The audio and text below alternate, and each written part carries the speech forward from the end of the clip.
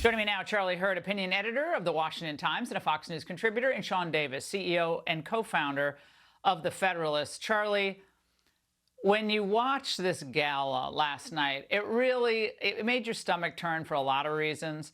There was an enormous amount of money in that room. And in the end, the conversation really wasn't about what was good for the United States. It was, though, what was good for the bottom line.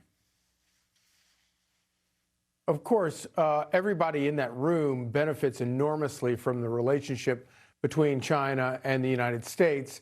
And I thought it was interesting, the only time they talked about people benefiting, kind of down the slope from the people in that room, they talked about the Chinese people. And the Chinese people have benefited enormously from all of this.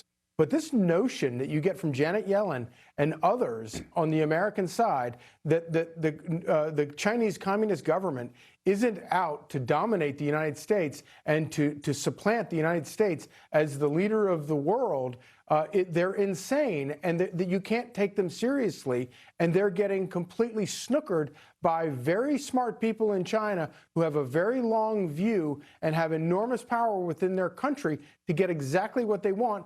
And we're giving it all to them for free. And Sean, our Treasury Secretary has a girl crush on Xi Jinping. Watch this. I'm convinced the course we're charting is not just pragmatic. It's what's required of the world's two largest economies if we hope to achieve the best outcomes for our people and people around the world for the 50 years to come. Sean, forget the 5-year plan. This is Janet's 50-year plan. This always works out well for the United States when we plan our economies.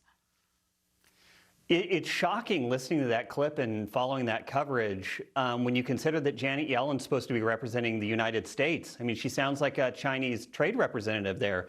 And, I get why the big corporations and the banks and the consulting firms like the hollowing out of the U.S. economy. They make a lot of money in the short term, and they generally don't care about the long term. But it is devastating to American interests because, remember, it's the American economic engine that is funding the Chinese communist war machine. All the money that they're pouring into weapons and into their nuclear arsenal, that's coming from us. And it just boggles my mind. Not only do we not make stuff here anymore, we send our money overseas and we outsource to them the ability to make all the things that we used to need to make to survive in this country.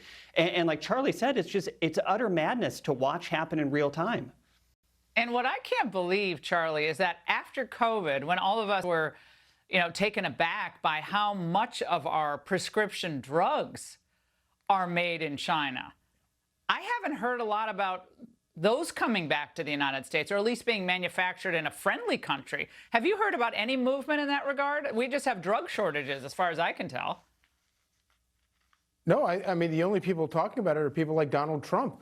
Certainly the Biden administration could care less, and they've learned no lesson whatsoever from COVID about the nature of how, the regard that China has for us and, quite frankly, the rest of the world after COVID. I mean, this all has to be just brought back home. We got to take care of business at home. But Janet Yellen is I'm waiting for that 50-year plan. Gentlemen, good to see you. Have a great weekend.